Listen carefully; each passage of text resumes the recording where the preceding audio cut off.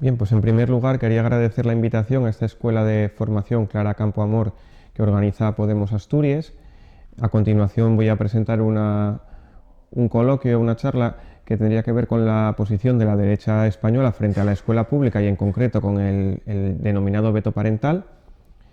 Para ello, las personas que estabais inscritas en esta jornada habréis recibido un PDF que sirve como guión para facilitar el seguimiento de la charla. Y sin más os explico de qué va la charla, ¿no? En primer lugar, habría una parte introductoria en la cual pasaríamos por encima en cuanto a la configuración del sistema educativo en nuestro país, es decir, unas nociones de historia del sistema escolar español con una parada un poco más grande en el franquismo, porque tiene muchas implicaciones después en cómo se configura el sistema educativo ya en la democracia. En segundo lugar, analizaríamos, entrando ya al trapo a la posición de Vox, si hay un marco legal en nuestro país que determina que se puedan trabajar contenidos en la escuela como la educación afectivo-sexual o la educación medioambiental, que son dos de los caballos de batalla de Vox, o otros contenidos. Y en tercer lugar, también entraremos a analizar algunas de las implicaciones que tiene que en nuestro país se esté enseñando una asignatura que se llama religión católica, que es la causante de que haya todo este debate a día de hoy. Es decir, Vox, en defensa de esa asignatura, ha lanzado toda una ofensiva contra la escuela pública. En primer lugar, para comenzar ya por el primer apartado, que os recuerdo que aparece a los que estáis siguiendo la jornada con el PDF, aparece en la diapositiva número 2, sería el concepto de sistema educativo. Para preparar la charla, pues pensé en cómo podríamos definir el sistema escolar y se me ocurrió hacer una definición, creo que bastante fácil de comprender, según la cual entenderíamos por el sistema de educación pues una corporación facultada por delegación del Estado, por una delegación de poder que mediante un conjunto de instituciones jerarquizadas desarrollan distintas etapas, es decir, la infantil, la primaria, la secundaria, la universitaria, y con distintos grados de profundidad y exigencia, es decir, distintos niveles, una práctica sistemática y generalizada de inculcación ideológica de los valores que se consideran legítimos en una sociedad histórica concreta y también de los conocimientos que se consideran útiles para desenvolverse en una sociedad dada. Eso sería lo que entendemos por un sistema educativo. Transmite los valores que se consideran adecuados para un momento histórico en una sociedad y también los conocimientos que le sirven a las personas para desenvolverse en esa sociedad. En España, eso sería ya la diapositiva número 3, y en Europa hemos pasado por una serie de distintos momentos a nivel de educación, a nivel del sistema escolar. Los sistemas escolares modernos surgen en el siglo XVIII, finales del XVIII, principios del XIX, pero sí hubo otros sistemas educativos previos. Digamos que por cada modo de producción económico que diría Marx hay asociado un modo educativo. El primero de ellos del que podríamos hablar hoy, para no irnos demasiado por la rama, sería el sistema de enseñanza escolástico, que surge aproximadamente en el siglo XIII y se mantiene hasta el siglo XVII. Es el sistema propio del orden estamental, un orden que, como todos sabemos, pues significaba que no había movilidad social en la sociedad, sino que por la gracia de Dios, que se decía, y que recordaréis de las monedas de nuestro país, unos eran pobres y se tenían que sacrificar en la vida para ganarse después el paraíso, y otros eran ricos y se sacrificaban ejerciendo ciertas virtudes como la limosna y como la caridad para también ganarse el cielo. Ante ese sistema sin movilidad social no hace falta un sistema educativo que prepare a la gente nada más que para los trabajos que va a desempeñar, que son los de sus padres, finalmente, ¿no? Por tanto, el sistema educativo escolástico es un sistema muy reducido que se circunscribe fundamentalmente a satisfacer las necesidades de la burocracia católica y de la pequeña e incipiente burocracia estatal que existía en torno a los reinos, a los feudos, etc., a una incipiente administración cívico-militar que existía en aquel momento. El segundo punto, el segundo sistema de enseñanza, hubo una transición con la Revolución Francesa y la Revolución Industrial, que es el sistema de enseñanza liberal, también conocido como el sistema tradicional elitista. Este en nuestro país comienza a configurarse a comienzos del siglo XIX y tiene como hito fundamental la aprobación de la Ley Moyano en 1857. pervive nada más y nada menos que hasta 1970, más de un siglo, y pervive a distintos regímenes, ¿no? La Restauración Borbónica, la República y todo el franquismo. En ese momento hay una lucha de clases entre el antiguo régimen, la aristocracia y la burguesía, que pasa a ser la clase hegemónica, y desde las posiciones de los ilustrados y luego de los pensadores de la burguesía tras la Revolución Francesa, se plantea que hay que garantizar una educación, una escolarización obligatoria para toda la población, para que haya una mínima igualdad de oportunidades en la sociedad, y esto lo contraponen a los privilegios de cuna. Tratan para entendernos, de que el título universitario sustituya al título nobiliario, es decir, que el elemento de movilidad social en aquel momento pase a ser el título académico frente al título nobiliario que decíamos antes, de la gracia de Dios, ¿no?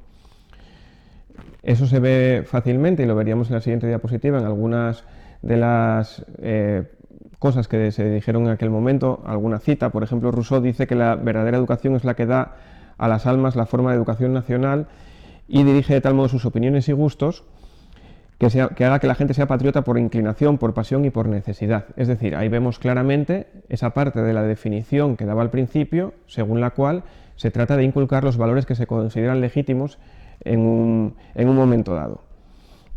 También Saint-Simon dice que el lazo más fuerte que puede unir a todos los miembros de una sociedad es la semejanza de sus principios, y esta semejanza solo puede existir como resultado de la enseñanza otorgada a todos los ciudadanos. Por tanto, Saint-Simon ya perfila la educación como un derecho, pero también como un deber. Es decir, todos tienen el derecho a escolarizarse para tener posibilidades de tener un título determinado que les permita una cierta movilidad social y un cierto progreso social, pero a la vez están obligados, es su deber asistir a la escuela para recibir esos valores, y por tanto queda clara esa visión que hay ya en el siglo XIX de la escuela como elemento de cohesión social. Por tanto, ahí vemos cómo la derecha pues no le queda más remedio en aquel momento, o los conservadores, la aristocracia, de asumir a regañadientes, digamos, que esa escolarización obligatoria para el conjunto de la población, aunque no están de acuerdo con ello. Y eso lo vemos en la siguiente diapositiva con dos citas. Una de Bravo Murillo, que decía que se hacía una pregunta, ¿no? Decía él: ¿ustedes desean que yo autorice una escuela a la cual existan 600 trabajadores? Y se respondía él mismo: no, en mis días no. Aquí lo que necesitamos son hombres que piensen, no necesitamos hombres que piensen, sino bueyes que trabajen. En ese momento vemos ya perfilada la posición de los conservadores en el Estado español con nitidez. Ellos no quieren personas que piensen, no quieren ciudadanos y ciudadanas, lo que quieren es bueyes que aren el campo, es decir, gente que trabaje y no piense por qué está trabajando y no de problemas. Esta situación, estamos hablando del siglo XIX, en el siglo XX también sigue habiendo una posición similar por parte de los representantes de la conservadora en nuestro país. En 1901, el Diario de Sesiones del Senado recoge un interesante debate en el que participan el arzobispo de Sevilla y el por aquel entonces ministro de Instrucción Pública. El arzobispo, lo tenéis en la diapositiva número 5, le dice al ministro en el Senado que cuando alguien ha querido apoderarse de un pueblo, lo que ha hecho en primer lugar es apoderarse de la enseñanza. Y el ministro le responde en aquel momento: es precisamente porque no quiero que se pueda apoderar a alguien del pueblo español, por lo que deseo que la función de la enseñanza pertenezca completamente al Estado. Es decir, ahí ya vemos perfiladas los dos sistemas claramente en pugna. El que venía del antiguo régimen, que quiere que la Iglesia controle el sistema educativo, frente al desarrollo capitalista, que dice: no, el Estado es quien tiene que dirigir la escolarización. Y ese debate pues ha llegado hasta nuestros días. Por dar algunos datos de cómo era la educación en nuestro país, que también van a servir para entender qué es lo que está pasando ahora, en 1875 había 12 millones de españoles, de un total de 18, que no sabían ni leer ni escribir. 25 años después, en 1900, los analfabetos seguían siendo no ya 2/3, pero sí un poco menos. Del 66% pasamos al 63% de la población que seguía en el analfabetismo. 20 años después, en 1920, el analfabetismo desciende al 45%, pero en 1950, ya con Franco, con 11 años de franquismo, el 51% de los menores seguían sin haber sido escolarizados. Es un dato que sirve para entender el tamaño de la catástrofe educativa que ha sufrido nuestro país a lo largo de la historia. Según uno de los historiadores de la educación más prestigiosos de nuestro país, Puelles Benítez, en 1940 la población universitaria en España era tan solo de 40.000 estudiantes, que son muchos menos de los que tiene hoy solo una de las universidades públicas grandes de nuestro país. Pues esta situación es por la que transita la escolarización en nuestro país en el siglo XIX y en gran parte del siglo XX. Y ya por centrarnos en el franquismo, como paso previo a hablar de la normativa legal vigente y de si tiene cabida o no la educación sexual y otros contenidos como trabajar la educación medioambiental, etcétera, que cuestiona Vox, vamos a hablar de cómo era el currículo en el franquismo. Bien, pues había una serie de conocimientos básicos de lectura y escritura, es decir, también las operaciones elementales de cálculo. Había una noción de una existencia de una cultura superior y legítima, que era la que tenían los adinerados, la gente que estaba bien situada socialmente, y había una cultura de la mayoría social que era ilegítima, es decir, se consideraba que no era la cultura correcta. Y la gente tenía que entender eso, que no tenían un nivel cultural legítimo y suficiente para tener una mejor posición social y que debían resignarse, ¿no? Y también una idea temporal y de unidad de destino de España. España había existido siempre para la educación franquista.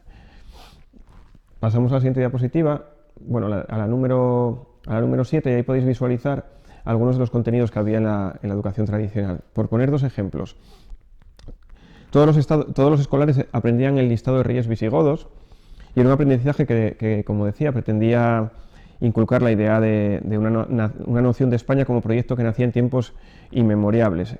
Ellos siempre decían que era la nación más antigua del mundo.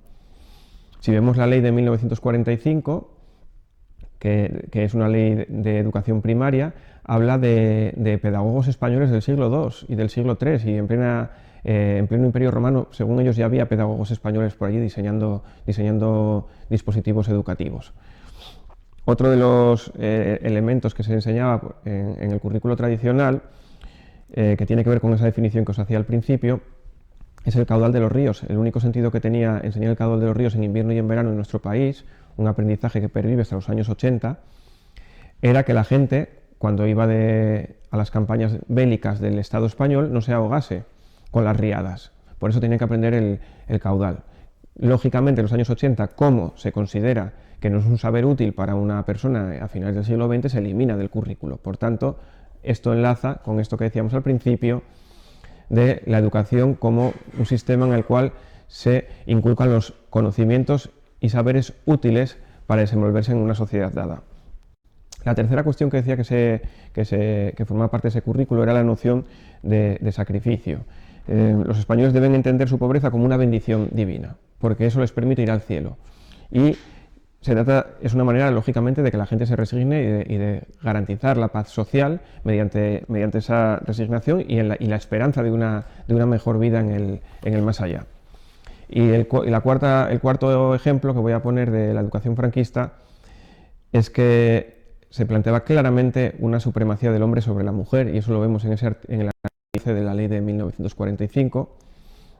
Se plantea que los conocimientos que tiene que adquirir una mujer en la escuela tienen que ver básicamente con el hogar y las tareas domésticas. La propia ley del 70, que ya es una ley modernizadora en nuestro país, dice que sería incorrecto afirmar que la capacidad intelectual de las mujeres es la misma que la de los hombres en todos los casos. Eso demuestra por dónde iban los tiros y por dónde quería que la derecha que siguiesen yendo los tiros a finales del siglo XX y en el propio siglo XXI, porque era una ley hecha para que ellos pensaban que iba a durar muchos años.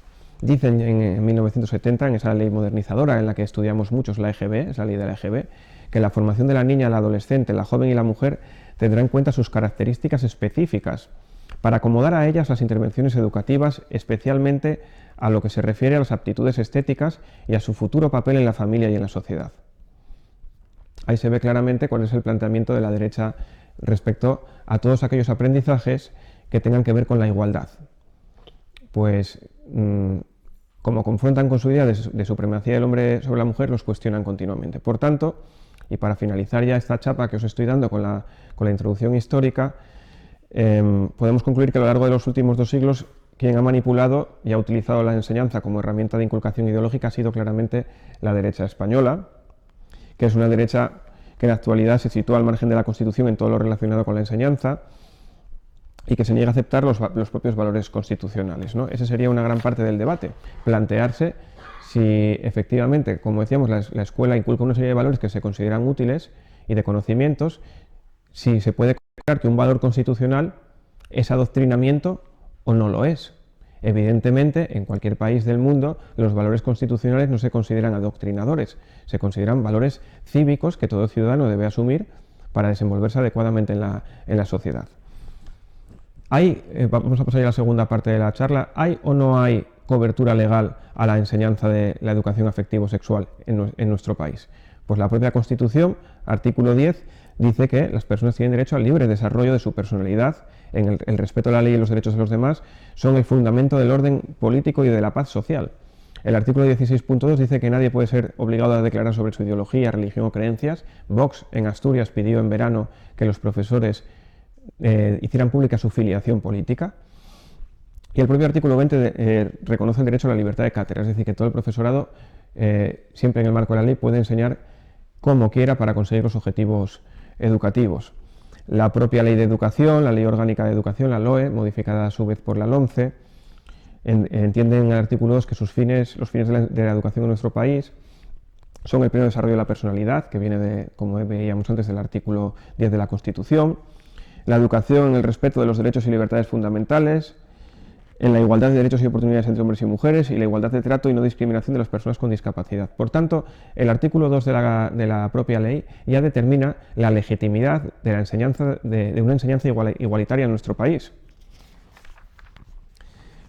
Por hilar más fino, el currículo de educación infantil y de educación primaria establece que el alumnado tiene que conocer su propio cuerpo y el de los otros, sus posibilidades de acción y aprender a respetar sus diferencias. Y también dice que tiene que desarrollar sus capacidades afectivas. No lo dice ningún partido político, lo dice una ley, la LOMCE, que hizo el PP.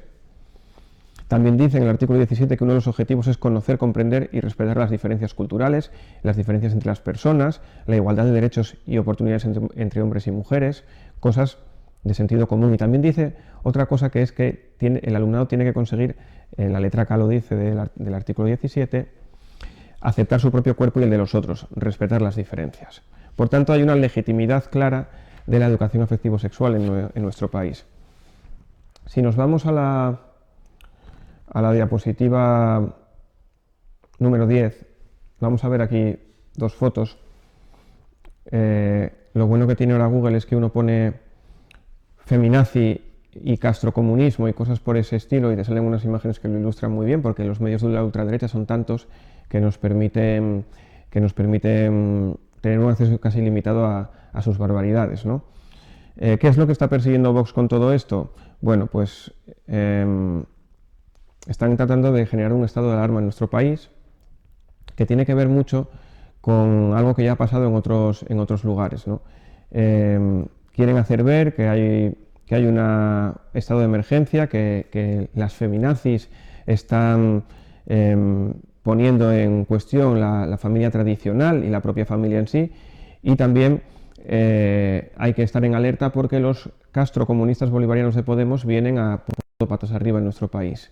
Todas las tradiciones, y eso es lo que les lleva a lanzar esa alarma que pretende eliminar o permitir que las familias, cambiando el paradigma y ejerciendo de consumidores, puedan determinar qué es lo que se enseña y se deja de enseñar en las escuelas. Por tanto, se rompe el pacto de la Ilustración, según el cual la escuela era un lugar donde que se consideraba un derecho de la gente escolarizarse, pero también un deber para adquirir los valores constitucionales, los valores legítimos en ese momento, y se pasa a entender como un elemento de consumo, que es lo que quiere Vox. Esto de generar alarma en relación con los menores y la educación es algo muy común y que ha ocurrido en otros momentos de la historia. Si vais a la diapositiva 12 de la presentación, veréis que hay una imagen de un avión de Panamericana en la cual va subiendo gente. Eso es una imagen extraída de la Operación Peter Pan. La Operación Peter Pan es una operación que lanzó el exilio de Miami contra el gobierno de Cuba, diciendo que iban a cosas como que iban a quitarle la patria potestad a los padres y madres respecto a sus niños y otras cosas que se los iban a socializar en el sentido marxista, de socialización de los medios de producción, pues también de las familias, y que eso significaría que perderían el contacto con ellos. Solo con esa amenaza, con la operación Peter Pan, 14.000 menores salieron del país, de Cuba hacia Miami. A principios de los 2000, la derecha venezolana lanzó exactamente la misma operación en Venezuela y hizo que gran parte de la gente que tenía raíces, por ejemplo, en Asturias, se trajese a los hijos para aquí. Yo conozco muchos casos, porque tenían miedo a que les quitasen también a los niños. Y Vox está ensayando, por ensayo-error en nuestro país, algo parecido. Quieren generar un estado de alarma en relación con los menores, y por eso lanzan toda la campaña del PIN parental, que es un veto a la libertad de cátedra y a las libertades, para desestabilizar al gobierno. ¿Por qué? Porque ellos están defendiendo los intereses de la Iglesia Católica en este sentido. Un gobierno progresista de Podemos y el Partido Socialista debería cuestionarse el propio concordato con la Santa Sede, debería plantearse eliminar la mayor parte de los conciertos educativos y debería plantearse la salida de la religión de las escuelas. Cuando Vox se pone en una posición tan ultramontana, lo que hace es que la izquierda tenga que dedicarse, en vez de avanzar en un programa social progresista, se tienen que dedicar a defender la cordura y, por tanto, a no cuestionar o no llegar a la profundidad que deberían haber llegado en esta legislatura en torno a la educación.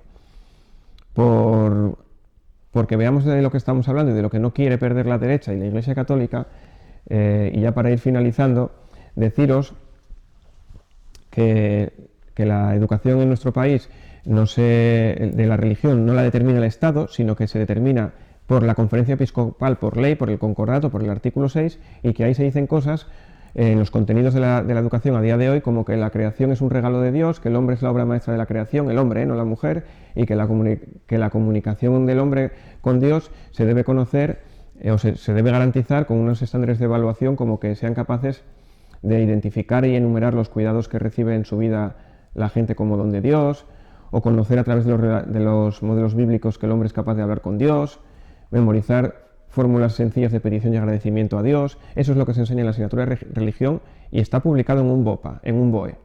Contenidos como Dios Padre de la humanidad quiere nuestra felicidad, donde ellos tienen que demostrar que son capaces de descubrir y nombrar situaciones en las que necesitan a las personas y sobre todo a Dios para vivir. Otro contenido muy interesante que tiene la religión, que es relaciona la unidad de la Iglesia con la unidad de los órganos de su propio cuerpo. No sabemos qué quiere decir la Conferencia Episcopal cuando introduce este contenido. Y por tanto, podemos ver claramente cómo de lo que se trata por parte de Vox, además de imponer un programa conservador en la educación, es de garantizar que la izquierda no avance en la eliminación de contenidos tan aberrantes como estos que acabo de describir, que tenéis un poco más desarrollados en el PowerPoint, pero que en estos, por una cuestión de tiempo, no puedo seguir desarrollando. Estaban previstas preguntas que, si queréis, podéis realizar, y si no, pues las haremos vía correo electrónico o por otras fórmulas.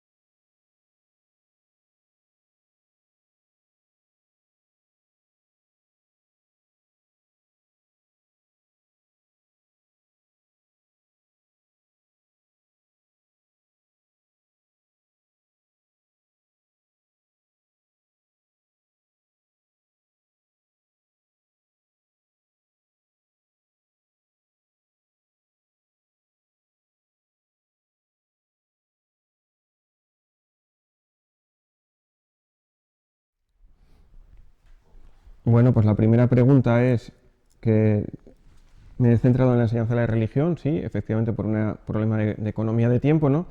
¿Nos podrías hablar de otros valores de la derecha que se inculcan en el sistema educativo español desde otras asignaturas? Bueno, pues para ser concisos, tenemos una asignatura que se llama Empresa Joven Europea. Eso es una oda al neoliberalismo en nuestro sistema educativo. También tenemos otro ejemplo que es la asignatura de Economía, donde se dice que si no existiera el salario mínimo, en algunos libros, si no existiera el salario mínimo, no habría paro. Pues esos son dos claros ejemplos de cómo se inculca desde las editoriales una serie de valores que tienen que ver con el neoliberalismo y con la concepción de la derecha respecto a la sociedad. La segunda pregunta que veo por aquí es, ¿tú crees que muchas de nosotras somos maestras o profesoras? ¿Tú qué crees que podríamos hacer dentro de nuestra profesión? Pues si nos estamos refiriendo al respecto de lo que está ocurriendo en nuestro país, yo creo que lo que hay que hacer es reivindicar que la enseñanza por ejemplo, en nuestra región, en Asturias, es una enseñanza que no adoctrina en el sentido que dice la derecha. Hay una serie de controles, la propia programación general anual que tienen los centros, el currículo, la inspección educativa, los propios libros de texto que vienen todos muy digamos, limitados a la improvisación. Por lo tanto, hay que rechazar que haya posibilidad de hacer lo que dice Vox que hacemos en las escuelas. Yo creo que lo que podemos hacer es pasar a la ofensiva, los profesores y profesoras, maestros y maestras. Reivindicar la escuela pública como un lugar de encuentro y de intercambio cultural y de una educación que para mucha gente en este periodo tan difícil de crisis es lo mejor que les va a pasar o que les está pasando en sus vidas, porque la escuela pública también es donde la gente come y donde la gente no pasa frío y donde aprende muchas cosas y donde no se le sufre ciertas formas de maltrato como el maltrato psicológico, etc. Por tanto, la escuela pública hay que defenderla con uñas y dientes y creo que profesores, profesoras, maestros y maestras deberíamos pasar a la ofensiva en esa defensa. Vamos, ¿en qué momento se introduce la opción de la ética? La ética forma parte en nuestro país, bueno, inicialmente en el franquismo se llamaba formación del espíritu nacional. En nuestro país ya, en la propia ley de Franco, en la ley del 70, de la ley Villar-Palasí, con esa ley ya aparece la enseñanza de la ética en nuestro currículo y los libros que llegaron hasta los años 90 basándose en esa ley tienen un claro componente, hay una asignatura de ética y educación moral y cívica y ahí se enseñan aspectos, y además de manera muy clara, se llevan a cabo debates muy claros en los textos, como por ejemplo sobre el aborto, sobre sexualidad, sobre distintas formas de sexualidad, sobre un montón de cosas que formaban parte ya de los contenidos curriculares en los años 80. Y ya en los 90, en la Ley de Educación de la LOCSE, se dice claramente que la función de la educación es que la gente adquiere una serie de valores que le permitan analizar la realidad social en la que vive y tener su propia perspectiva para poder transformar esa sociedad. Es decir, la función de la escuela es transformar la sociedad o que las personas sean capaces de analizarla para ver qué cosas están mal y transformar la sociedad y, por tanto, construir una sociedad más justa. Eso aparece en la propia LOCSE, ¿no? Siguiente pregunta. ¿Qué pasaría si una gran mayoría se acogiera a ella?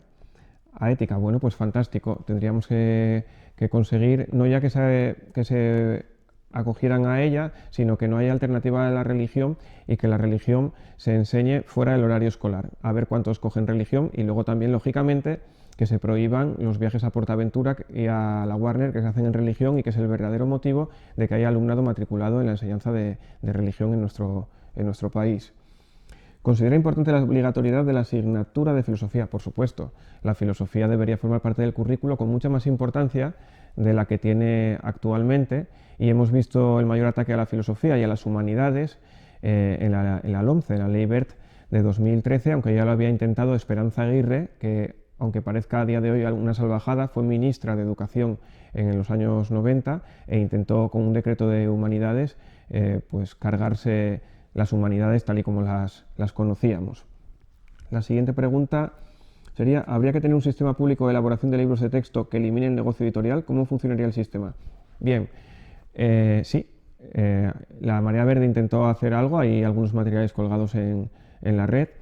Nosotros consideramos que debería haber una serie de licencias para el profesorado, de modo que fueran retribuidas y no tuviesen que asistir a los centros educativos durante el tiempo que se entendiese necesario para elaborar materiales que fueran de distribución gratuita, elaborados por los propios profesores y que permitan quitarnos del medio a las editoriales. En Asturias, por ejemplo, en los años 90 se liberó a 3 profesores de distintas enseñanzas para que elaboraran un currículo asturiano. Cuando lo presentaron, anecdóticamente lo digo, al día siguiente fueron despedidos. Pero hay que pelear por un sistema en el cual el profesorado pueda hacer sus propios materiales educativos. Y creo que no tenemos más preguntas. Bien. Ah, sí, hay otra. ¿Qué medidas concretas crees que debemos adoptar desde Podemos para hacer frente a las posiciones de la ultraderecha de Vox? Bueno, yo creo que en el ámbito educativo lo que hay que hacer es desenmascararlos, es sacar a relucir lo que hay detrás de todo esto y sobre todo empezar a hablar de qué está pasando con la escuela pública. Es decir, tenemos un déficit de financiación desde que empezó la crisis de 60.000 millones de euros. Hay que exigir al gobierno que revierta todos los recortes, hay que exigir al gobierno la salida de la religión, eso es fundamental. Hay que exigir al gobierno que derogue el concordato con la Santa Sede y a partir de ese momento cambiará bastante el panorama educativo y también tendríamos que plantearnos un debate en la sociedad sobre qué hacer con la escuela concertada y qué hacer con todos los trabajadores de esa escuela concertada para que, lógicamente, de la noche a la mañana no se vayan al paro cientos de miles de personas. Pero sí que hay que tener ese debate ya en nuestro país porque es una situación inédita que no ocurre prácticamente en ningún otro país de la Unión Europea. Lo que pasa aquí es que un 30% del dinero se vaya a parar a empresas privadas porque ya no son ni congregaciones religiosas, son un entramado de empresas que tiene la Conferencia Episcopal y algunas de sus órdenes religiosas. A ver si tenemos más preguntas. No, ya están todas. Y nada, pues agradeceros a los que hayáis escuchado toda la chapa y ya pediros perdón por ir hablando demasiado rápido, pero bueno, es difícil hacer una charla así en streaming.